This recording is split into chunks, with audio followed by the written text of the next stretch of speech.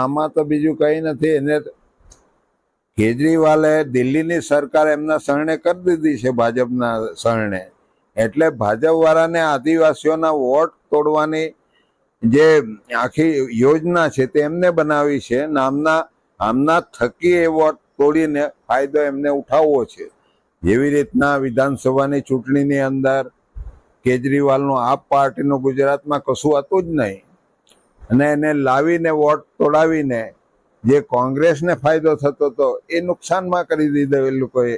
એટલા માટે જ એ લોકો આવી રહ્યા છે કે હવે પછીની ચૂંટણીની અંદર જે વિધાનસભાની અંદર જે ભાજપને ફાયદો કર્યો, હવે પછીની ચૂંટણીમાં પણ ભાજપને ફાયદો કરવા માટે આ લોકોને ડેડિયાપાડામાં લાવી રહ્યા છે.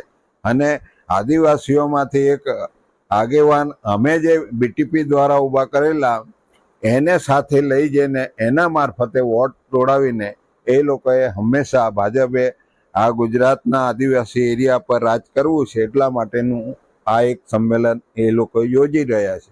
એ સ્પષ્ટ કહેવા માગું છું.